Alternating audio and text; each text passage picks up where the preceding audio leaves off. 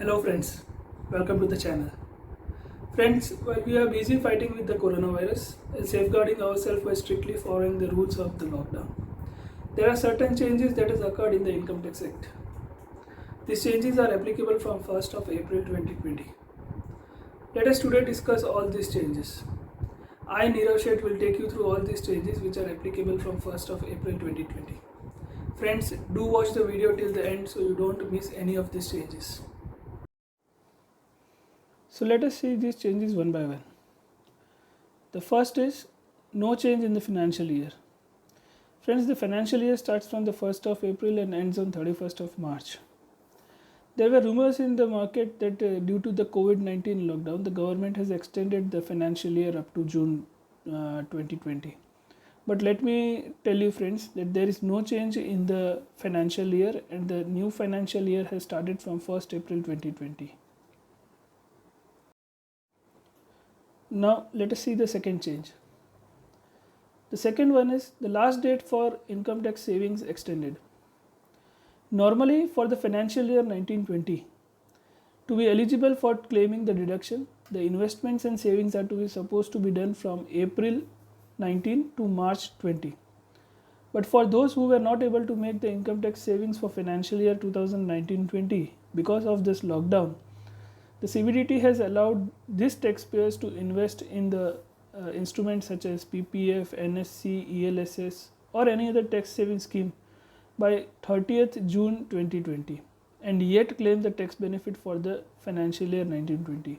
So basically the taxpayer has got 3 more extra months to make their investments and saving to be eligible for claiming deduction for the financial year 2019-20.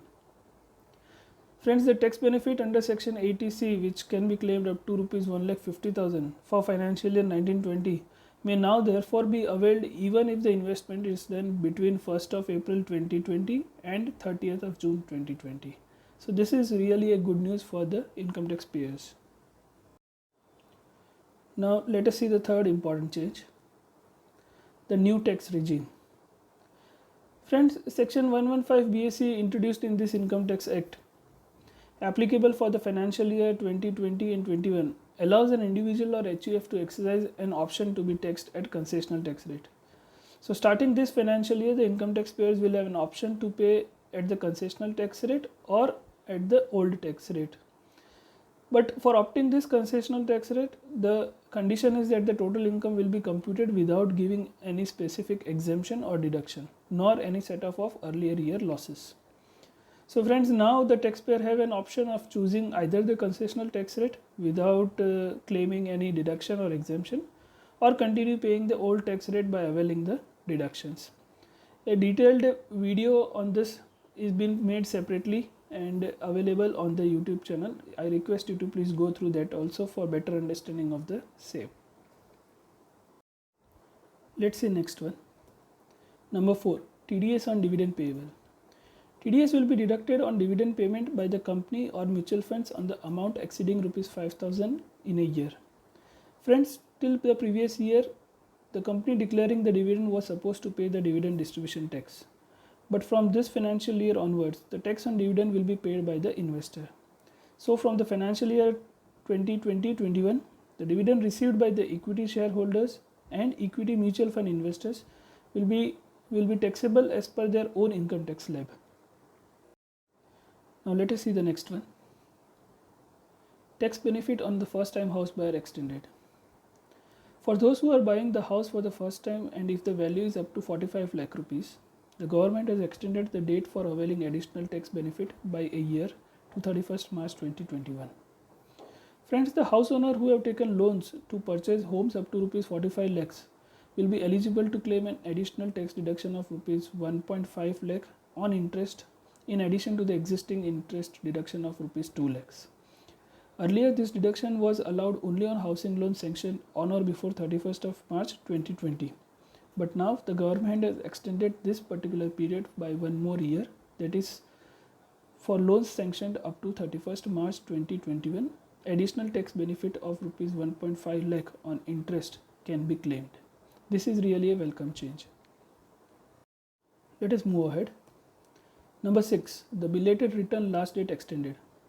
Friends, the last date to file the income tax return without late filing fee for the assessment year 2019-20. Mind well friends, this is for the financial year 2018-19. The last date for filing the ITR return was 31st August 2019.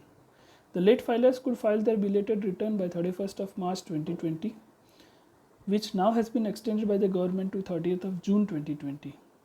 However, for filing the late return, the belated return, one has to pay a penalty of 10,000 if the total income is above rupees 5 lakh. The next one is number 7, interest rates on taxes payable is reduced. Friends, if as a taxpayer you have delayed the payment of either the advance tax or self-assessment tax or TDS or TCS, which was to be made between 20th of March to 30th of June 2020, the government has reduced the interest rate at 9% instead of 12% per annum. This specifically comes in the light of the lockdown due to COVID-19. So friends, amongst the many changes introduced in the Income Tax Act, these were some key changes applicable from 1st of April 2020 for the public at large. Hope you enjoyed the video. So friends, thank you very much for watching the video. If you have liked the video, request you to please share it.